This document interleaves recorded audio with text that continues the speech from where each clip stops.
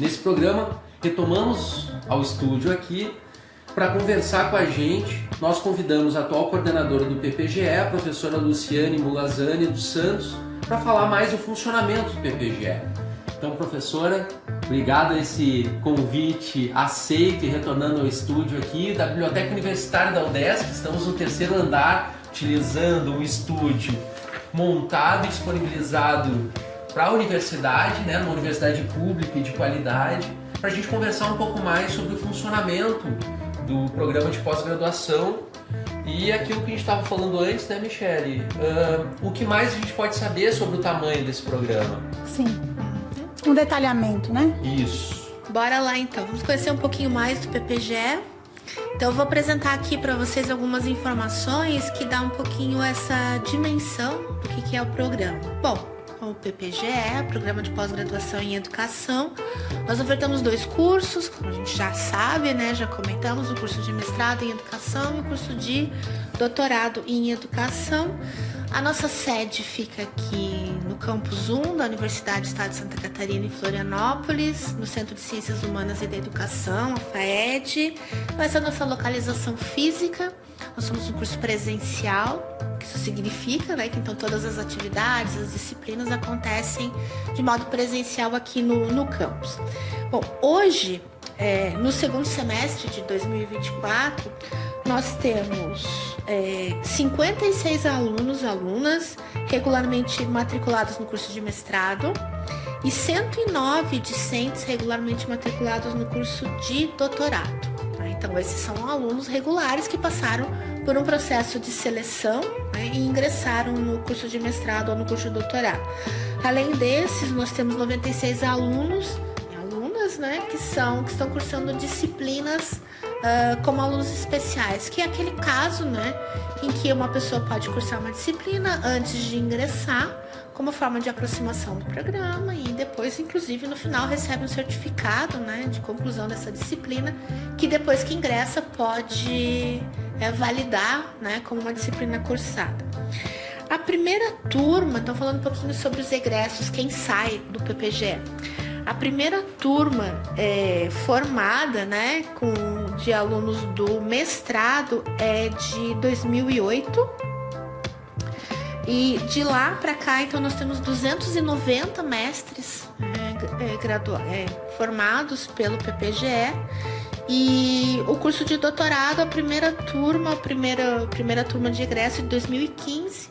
E de lá para cá, então, nós temos 101 doutores. Esses dados nós coletamos no início desse semestre de 2024, mas ele já deve ter sido atualizado, porque de lá para cá nós já tivemos algumas defesas, né? Então, mas em torno, então, desses números. Então, veja, já formamos 290 mestres em educação e 101 doutores em educação, né? Pelo PPGE. Nós temos hoje um corpo docente de 31 professores, docentes permanentes, que a gente chama, né? E esse conjunto de professores, eles são professores... Bom, explicando um pouquinho a estrutura da universidade, da UDESC. A UDESC é uma universidade multicamp. O que significa isso, né? Nós temos campi espalhados pelo estado todo. E então, dentro do programa de pós-graduação, nós temos professores que não são somente da FAED, né? Nós temos professores que vêm de outro campus próximos ou campi mais afastados. Isso mostra, então, a diversidade, né? Então, o PPGE é um programa que congrega também colegas, né, professores de diversos centros, que a gente chama, né, de centros da universidade.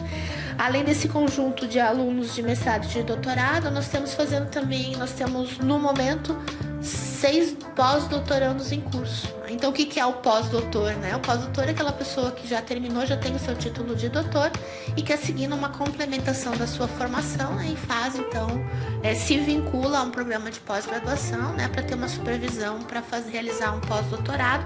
Então, nós também temos essa possibilidade, né?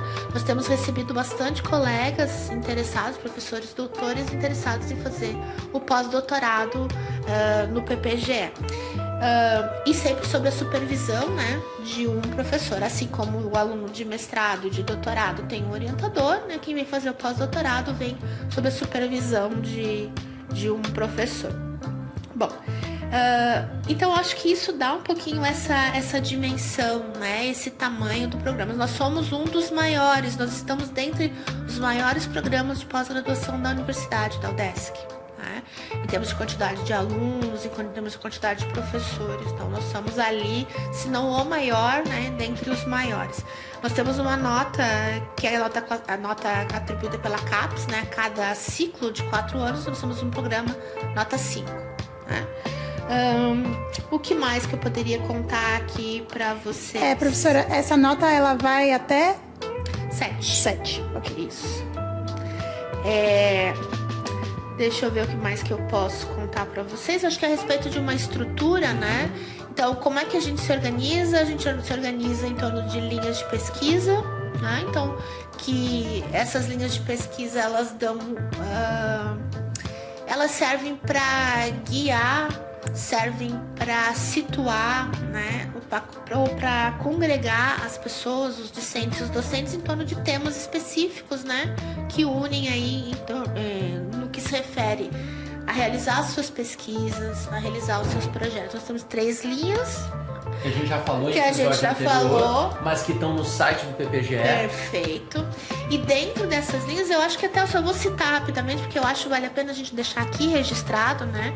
Para as pessoas que nos ouviram antes terem essa ideia e também agora para ouvindo novamente situar. A primeira linha é currículo, diferença e educação inclusiva. A segunda, educação, linguagens e cultura digital. E a terceira, políticas educacionais, formação e trabalho docente. Então, elas dão uma dimensão, uma ideia também de como que a comunidade do PPGE se organiza. E, além disso, nós temos os grupos de pesquisa. Atualmente, nós temos 18 grupos de pesquisa vinculados ao PPGE. Então, cada um de nós, professores, e cada um dos nossos orientandos, ou seja, aqueles alunos os quais a gente orienta uma pesquisa de mestrado ou de doutorado, são vinculados a um grupo de pesquisa. Todos esses grupos de pesquisa são certificados pelo CNPq. Né? Então, os nossos trabalhos, as nossas atividades... se dão, né, nesses grupos de pesquisa que estão vinculados às linhas de pesquisa. E por que isso é importante? Isso é importante desde o começo, né? Quando uma pessoa decide ou quer participar e entrar no PPGE, ela já entra, quando ela participa do processo de seleção, escolhendo a linha de pesquisa. É importante dizer, porque muitas pessoas dizem o seguinte: olha, eu tenho sonho de pesquisar tal coisa e eu quero encontrar alguém que me oriente. Mas é muito importante dizer que o lado nosso, enquanto professores que selecionam candidatos para orientação, a nossa pesquisa anterior ao nosso ingresso na universidade, no programa de pós-graduação, ele tem a ver com a nossa trajetória intelectual de produção de conhecimento e o que foi possível da gente construir de legado intelectual e de pesquisa ao longo da nossa trajetória. Então, normalmente, quando alguém submete um projeto de pesquisa para uma seleção de mestrado ou doutorado, esse professor ou professora já tem um conjunto de orientandos. Sim. Que já está em andamento. E não seria o ingresso de um que pararia todo esse processo, ou pararia tudo que eu já produzo, do que eu já estudei no passado, para me adequar a esse candidato ou candidata que vai submeter o projeto. Então é importante que ele entenda que essa adequação ou esse alinhamento tem a ver com trajetória de pesquisa também da orientação. E é importante também que essa trajetória de pesquisa do pesquisador, desse professor, que está junto ali com os seus orientandos, isso está conformando um grupo de pesquisa, né? E esse recém-chegado, ele entra para compor esse grupo de pesquisa, correto? Uhum. E sabem onde que a pessoa interessada em entrar no programa vai buscar essa informação, né? A gente tem uma ferramenta poderosíssima que é o Currículo Lattes, que todos nós estamos sempre atualizados, né? Isso. Por uma questão de necessidade que a universidade pede, a CAPES pede.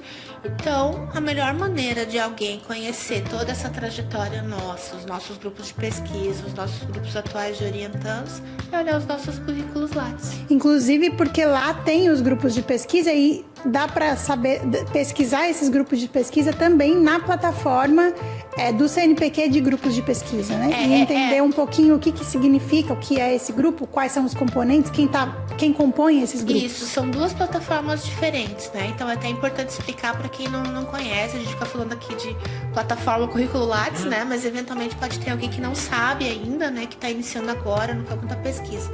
A plataforma Lattes é uma plataforma mantida pelo CNPq, onde nós, né, que temos uma trajetória acadêmica, registramos, é um currículo, né? É o currículo nosso que fica todo lá. E tem uma outra plataforma, que é o Diretório de Grupos de Pesquisa do CNPq, que é onde é possível procurar pelo nome ou pela sigla todos os grupos de pesquisa vinculados ao CNPq. Que aí a gente encontra essas informações, quem são os componentes, quais são as linhas de pesquisa, né? Então, fazer essa verificação, né? Essa checagem, né? Sobre que interesses eu tenho e os interesses que estão disponíveis no PPGE é fundamental, né? Muito bem. E aí o Ivan estava falando a respeito disso, né? De quando esse ingressante, ele está pretendendo... Aliás, não é ingressante, ele é um futuro ingressante, né? Ele está pretendendo ingressar, ele vai fazer toda essa busca e aí ele vai escrever o seu projeto e vai tentar se candidatar, né? O que de fundamental ele precisa saber nesse momento? Saiu o edital, então como a gente já falou em programa anterior, sai no início de cada ano. Então, início de 2025, início de 2026, início de 2027, assim vai, sairá o edital. O que são elementos fixos fundamentais que ele atende para que ele não seja já excluído na primeira etapa, que é a entrega da documentação, aquilo que o edital preconiza. Então, nesse processo que escolhe mestrandos e doutorandos, né, a cada ano, por essa entrada, o primeiro ponto fundamental é que um projeto não pode ser enviado solto, submetido a qualquer tempo.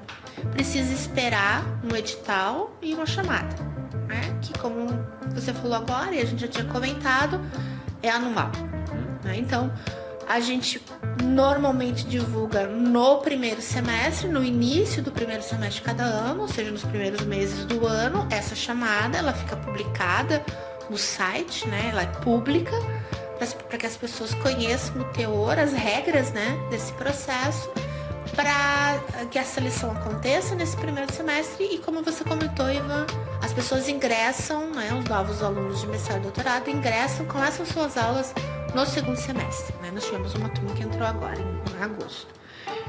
Então, fundamental, o primeiro ponto é isso, precisa esperar o processo de seleção. Uma vez que tenha sido divulgado o processo de seleção, o segundo ponto é entender, ler com calma todas as regras, todas as orientações que tem nesse texto, que é um texto que tem o formato de uma chamada pública, né?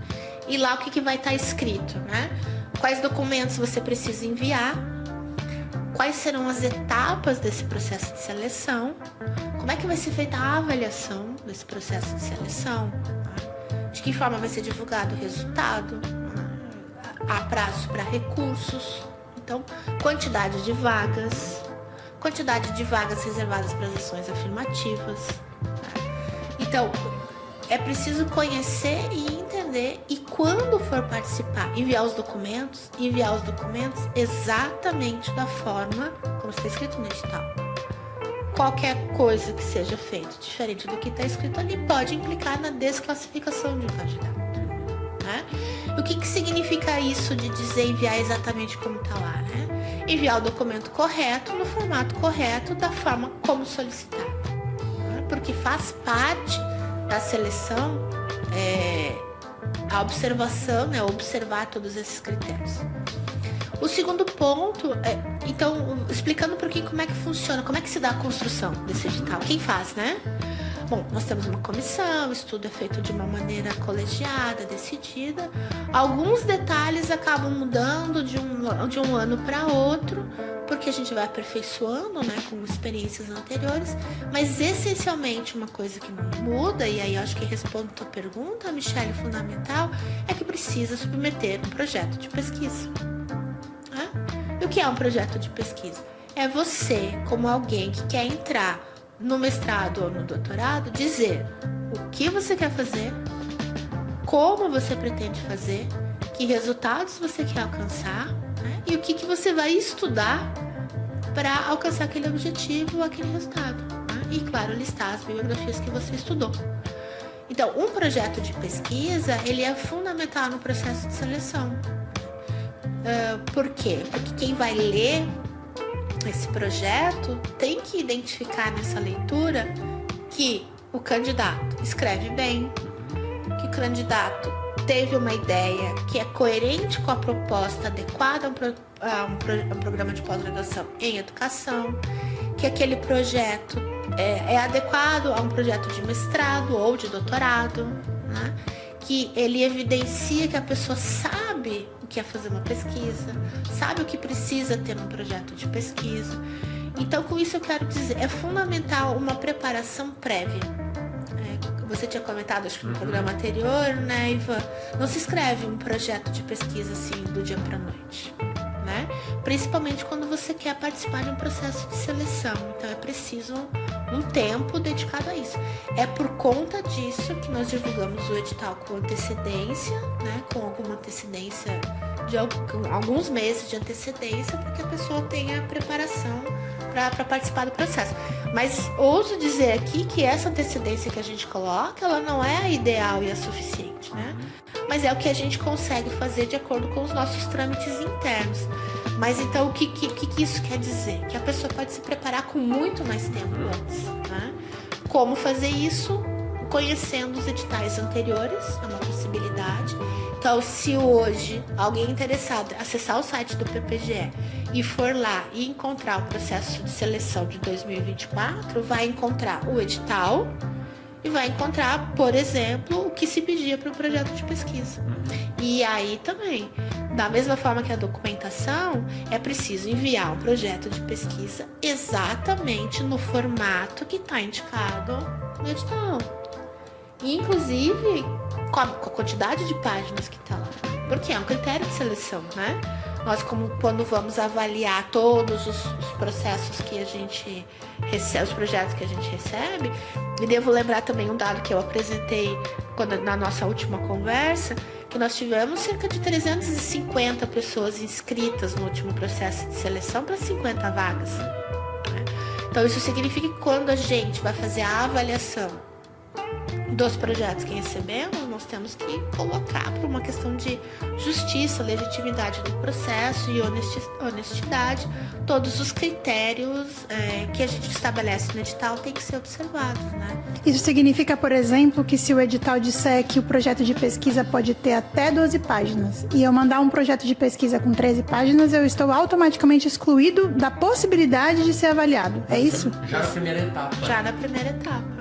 Isso que eu gosto de dizer que o edital, mais do que um documento de abertura de processo, nesse caso que a gente está falando aqui, mas ele também é um documento de checklist para deixar claro e transparente o que são os elementos que serão avaliados e como eles deverão ser enviados, em que prazo eles deverão ser enviados e que o candidato ou a candidata precisa atender para que ela possa, ou ele, ser avaliado como os demais. Sim. Então é importante, universidade pública, programa de pós-graduação, público, gratuito e de qualidade, tem uma grande concorrência e a gente está buscando que todos e todas aqueles interessados em se candidatar que possam ter o máximo de informação possível para que possam ir para essa seleção em par de igualdade e nós, com transparência e objetividade quando a gente vai fazer esse processo, né? Tendo os critérios já colocados no edital, por isso que ele é tão importante. Sim, e até contando um pouquinho de como é que é essa avaliação, né? E isso já faz uma conexão com aquilo que você falou lá no começo. Então, a inscrição do candidato é feita por linha de pesquisa, né? Então, os projetos de cada linha, depois de encerrado o prazo de inscrição, eles são encaminhados aos professores daquela linha. Esses professores fazem a leitura e a avaliação. E essa leitura e essa avaliação passa por esses critérios técnicos de entender se o projeto está bem escrito, se cumpriu todos os requisitos, mas também passa por aquilo que você falou no começo. Há uma identificação. a proposta enviada tem uma identificação com os trabalhos desenvolvidos no grupo de pesquisa? Na linha de pesquisa também? Na linha de pesquisa, no grupo de pesquisa, né? Porque não adianta, por exemplo, você querer muito, de repente, um professor de uma determinada linha, por algum motivo, mas escrever um projeto que se identifica mais com outra linha. Sim. E aí você manda para uma linha que não está identificada com o seu projeto. Isso é um problema, Sim. correto? Não adianta nada você enviar um projeto incrível, maravilhoso para mim, dizendo que você quer pesquisar círculos amarelos, né? Se eu só pesquiso sobre quadradinhos azuis, né? Por quê? Porque quando a gente trabalha com pesquisa, isso envolve bases, né? Epistemológicas, bases teóricas que são de escolha e decisão de cada pesquisador. A gente tem liberdade como professor para fazer essas escolhas, né? Então, quando eu quero dizer isso dos quadradinhos e dos círculos, é que muitas vezes a gente recebe alguns projetos em que, por exemplo, um referencial teórico nada tem a dizer ou nada não se encontra com aquilo que a gente já estuda, né? E como o Ivan comentou, né? A gente não para um processo que já tem, já está em andamento, né? Para seguir outros rumos. Normalmente isso não acontece, principalmente considerando o quê, né? Que nós temos nosso envolvimento de carga horária na universidade não é só para pesquisa, nós temos atividades de ensino, nós temos atividades administrativas, né? Atividades na extensão. Então a gente também tem que fazer essas escolhas, né? Isso, cada vez que eu falo sobre isso, eu fico pensando em quem está ouvindo, que pode se perguntar, e aí, como é que eu vou saber o que a Luciane, o que o Ivan pesquisa, né? Como é que eu vou, ou se eu quero entrar no PPGE e tenho uma identificação com uma área, mas não tem nenhum professor lá naquele programa que tenha identificação com essa área. É um dilema. É um dilema, né? E eu concordo que é um dilema. Então, eu posso ter a vontade incrível de entrar no PPGE da UDESC, mas aquilo que eu quero pesquisar, como um futuro aluno de doutorado, por exemplo, não tem ninguém que pesquise naquele programa. Vale a pena insistir? Né? Ou eu devo procurar outro programa? Onde vai encontrar vai se encontrar nessa necessidade.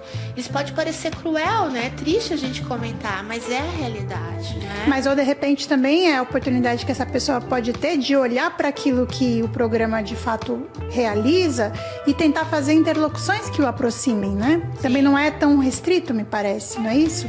Existe uma margem, uma permeabilidade, desde que essa pessoa faça esse exercício de tentar, então, como eu me aproximo disso, como eu produzo uma transdisciplinaridade com essas questões para que esse projeto possa ser aprovado nessa linha. Por isso a importância também do aluno especial, que pode ingressar, se aproximar, ver como aquele professor ou professora trabalha as temáticas e conseguir fazer essa aproximação, essa readequação do projeto. Encontrar um caminho, né?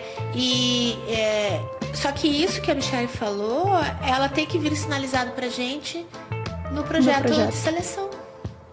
A pessoa não vai estar conosco para nos contar. Então isso tem que transparecer, tem que estar escrito no projeto. Inclusive como uma intenção, talvez, no né? projeto que vem, né? No doutorado, por exemplo, a gente pede um memorial.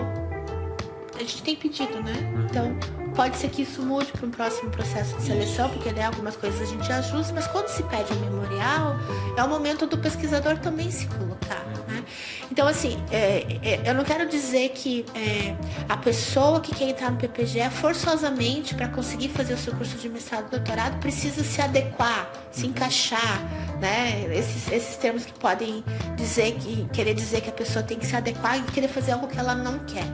O que eu estou querendo dizer é que precisa haver um encontro, né? Que pode ser que a gente está aqui para defender o PPGE, mas pode ser que o encontro não seja no PPGE da UDESC, seja em outro programa. E é parte do processo. E é parte do processo, né? Porque o que não pode acontecer, e eu acho que vocês já passaram por essa experiência, é imaginar que é muito doloroso, quase impossível e muito triste você ficar, por exemplo, 4 anos fazendo uma pesquisa que não é a que você queria fazer. No caso do doutorado, né?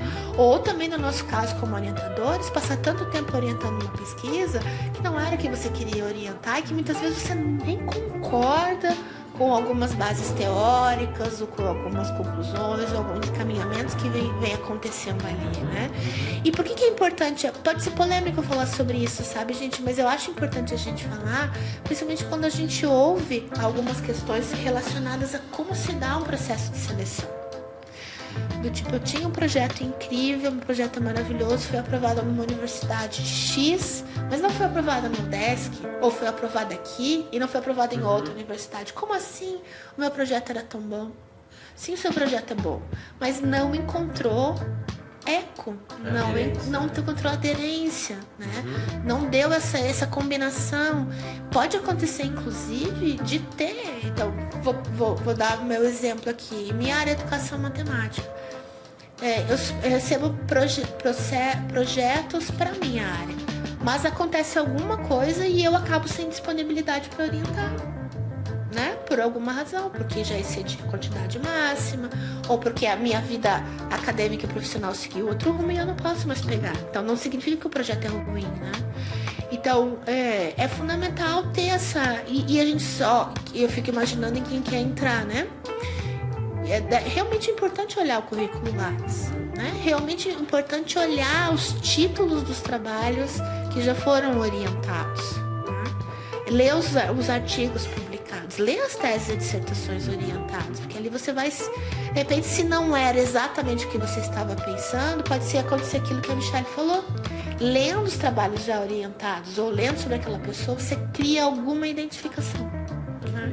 Então, acho que é importante a gente falar sobre essa possibilidade dos encontros numa seleção e também dos desencontros, né? Que como qualquer processo seletivo que a gente participa, acontece, né? Mas também é importante lembrar que como a cada processo seletivo diferentes docentes ofertam ou não ofertam vagas, mesmo essa possibilidade, ela também vai mudando ao longo dos anos. Quer dizer, pode ter um ano em que o seu projeto não se encaixa porque algum docente que se encaixaria não ofertou a vaga, mas no ano seguinte ele pode ofertar. Sim. Então também não significa que você não passou uma vez, não, essa universidade não é pra mim. Não é claro assim. Não. Né? Não, agora o fundamental é isso que a gente falou no começo, né? Que triste é você perder, você não ser selecionado por quem mandou um documento errado. Exato. Né? Porque era para mandar em PDF e você mandou em Word, por exemplo, né? Ou porque o teu projeto tinha que ter no máximo 12 páginas e você mandou 15.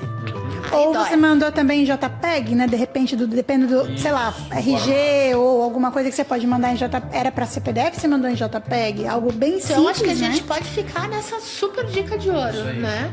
Atentar-se para o que está escrito no edital, na chamada e observar rigorosamente as orientações que tem lá com relação à documentação, né? E à escrita do projeto. A gente tem adotado, e eu acho que isso vai permanecer, a divulgação de um modelo de projeto, que ajuda, né? Então, a gente divulga junto com o edital um modelo de projeto. Na mesma página. Na página onde está divulgado o edital do PPGE, tem lá um modelo de projeto. Um anexo. Um anexo. No próprio edital. É um anexo. Geralmente a gente coloca como um anexo, né? Que é um template, né? Que apresenta os itens, detalha, põe o máximo de páginas da formatação e é um modelo que tranquiliza também as pessoas para saberem o que entrega ou não entrega. Isso aí. A importância do edital. E uma questão, assim, pelo menos de minha parte final, professora, é pensar muitos candidatos e candidatas no processo de seleção, quando eles se avizinham, perguntam assim, e tem bolsa? Eu queria já entrar sabendo que eu vou ter condições de, por exemplo, me mudar. Eu sou de um outro estado, quero morar em Florianópolis, porque o curso é presencial, e eu quero já ter certeza nessa aprovação que eu vou ter uma bolsa para poder me custear. Isso existe? Como funciona? A gente vai ter futuramente um programa somente sobre bolsas. Só sobre bolsas, porque é um tema que tem uma complexidade, mas para criar expectativas ou não que sejam reais em relação ao que significa a bolsa, o que a gente poderia falar minimamente para esse futuro candidato ou candidata? Mas e também acho que uma coisa anterior a essa a universidade é pública. Portanto, ela é gratuita. Então, se ela é gratuita, quando a gente fala de bolsa, é bolsa para quê? Porque eu não vou pagar. Então, que bolsa é essa? E se ela existe, que bolsa é essa? As bolsas que o PPGE recebe para ofertar para os alunos regularmente matriculados, elas vêm fontes diferentes. Nós temos bolsas que são ofertadas pela própria universidade, que são pagas pela UDESC. Nós temos bolsas que vêm da CAPES, nós temos bolsas que vêm do CNPq, nós temos bolsas que vêm da FAPESC, né? E, geralmente são essas as que a gente chama as agências de fomento. Essas bolsas não são para pagar a mensalidade, né? Porque a gente não cobra mensalidade. Então, essas bolsas são bolsas para subsistência das pessoas. Mas todas elas, e é importante a gente sempre lembrar, elas têm uma contrapartida, né? Então, junto com elas, sempre vem um edital que vai indicar, via de regra é assim, olha, essa bolsa é para você realizar o seu projeto de pesquisa e também para mais alguma coisa, né? Ou prestar atividade junto ao PPGE, ou para desenvolver uma outra atividade junto ao seu grupo de pesquisa, ou para fazer uma prática de docência, ou para fazer uma prática de extensão, né? Então é fundamental que a pessoa tenha a ideia de que ela vai precisar disponibilizar tempo para realizar atividades, para fazer jus a essa bolsa, né? Que a bolsa, a rigor, não é só para fazer a pesquisa para a qual eu já estou regularmente matriculado, entende? Tem sempre algo a mais. Mas não temos bolsas para todos os alunos, infelizmente, né? Então, a obtenção da bolsa, ela é feita depois que a pessoa ingressa. Então, não se entra com bolsa, né? Ela é feita depois que a pessoa ingressa, participando de um edital de seleção. Ou seja, é um outro edital. Um outro edital. Que vai disputar com os estudantes já matriculados, aprovados dentro do programa. Sim. Que estão de acordo com os pré-requisitos, porque tem algum pré-requisito, a gente vai falar mais disso em programa posterior, mas que aí a disputa vai acontecer para que sejam concedidos aqueles que saírem melhor nesse outro edital relacionado às bolsas. Sim, para sermos justos, né, e para que seja um processo público, publicizado, né, nós fazemos chamadas e editais para cada vez que tem uma bolsa disponível, né, um conjunto de bolsas disponível, né, e aí já temos uma comissão de bolsas que faz esse processo, coleta documentação, e dentre essa documentação tem a produção acadêmica dos estudantes, né? Então, o que o estudante produziu academicamente, sua trajetória ao longo da vida, conta pontos, né? Também algumas questões ligadas à quantidade de horas que trabalha. Hoje, né? A gente pode falar por hoje, 2024. né? 2024, segundo semestre de 2024, é possível trabalhar e receber bolsa. As agências de fomento hoje permitem, antigamente não permitiam, né? Então é recente, né? Por isso que é importante a gente frisar hoje, né? Porque daqui a pouco essas regras mudam, mas hoje pode, né?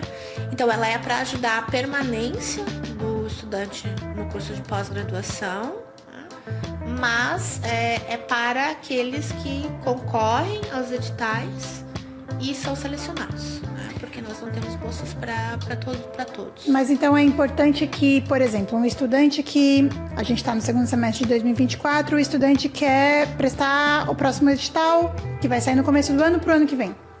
Então ele tem mais ou menos um ano até esse edital sair.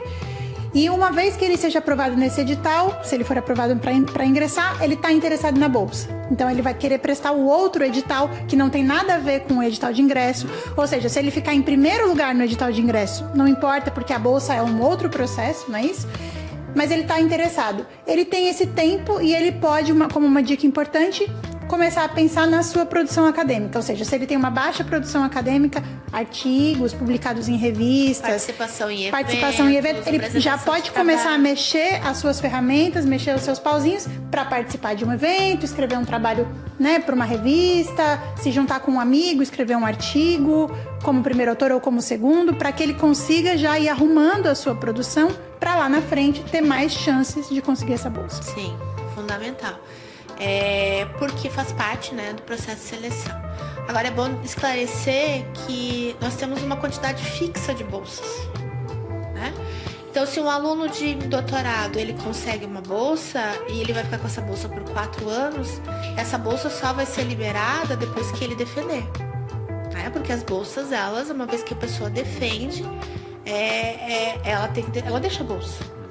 Então, o que significa? Não é sempre que nós temos chamada, não é sempre que nós temos edital, né? Então, uma contingência sazonal mesmo, né? Quando há os processos de defesa de pessoas que têm bolsa, aí sim as bolsas são liberadas e é feita a chamada, né? Portanto, não só para a questão de bolsa, né? Mas para a questão do compromisso com a divulgação do conhecimento científico daquilo que é produzido, essa movimentação em torno de produção de artigo, de participação em evento, apresentação de trabalho em evento, vai acumulando, né? Essa pontuação. Perfeito. Então, eu acho que nesse programa a gente conseguiu aprofundar e trazer mais elementos para quem deseja em breve se candidatar ao programa, ao nosso e a qualquer outro. A gente deu dicas muito importantes aqui. Então, agradecer a professora Luciane aqui, gentilmente, mais uma vez, para a gente poder entrevistar ela e divulgar informações que são fundamentais nesse momento. Michele? Acho que é importante talvez dizer que se as pessoas, né, os futuros ingressantes, os interessados tiverem dúvidas, eles podem mandar um e-mail para o programa para te sanar dúvidas a respeito da seleção, ou se não entendeu alguma coisa do edital quando ele sair, ou mesmo antes, se tiver querendo saber quando ele vai sair, enfim, qualquer dúvida que ele tiver, tem um e-mail que ele pode mandar para o programa, correto? Tem. No site, a gente tem o site com todas as informações. Lá no site tem o e-mail, que é o e-mail da coordenação e o e-mail da secretaria. Quando saem os editais de seleção, no edital vem o e-mail da comissão de seleção. Que então, especificamente com relação ao edital em si, quando ele saiu, o contato é com o e-mail da comissão de seleção. Assim como saem os editais de bolsa, né? Vem com o e-mail no edital da comissão de bolsa para as pessoas entrarem em contato. Mas sim, a gente está com, né? Para qualquer pessoa que tenha dúvida ou queira entrar em contato via e-mail, é só entrar no site lá do PPGE, tem lá escritinho certinho quais são os e-mails. Então acho que finalizamos por hoje. Eu acho que a gente deixa o recado para quem está gostando do nosso conteúdo, escutou esse episódio, que nos sigam no Spotify, nos sigam no YouTube, sigam aqui a nossa página e, claro, deixem perguntas. Nos enviem perguntas, porque assim a gente constrói novas pautas, inserem perguntas nos próximos programas. Agradecer em especial aqui o Pedro, que vocês não estão vendo, mas ele está permitindo que tudo isso aconteça ali nos bastidores. Dá um salve aí, Pedro. Aí, ó, esse é o Pedro e a voz dele que você ouviu ao fundo. Então, muito obrigado, aluno da graduação que está acabando a sua graduação e em breve vai estar entrando com a gente aí nas próximas seleções. Então, agradecer a audiência aqui, a quem está nos acompanhando e até o próximo. Esse é o Pod Pós. Muito obrigada, professora, e até o próximo Pod Pós, falando especificamente sobre bolsas. Até mais, então.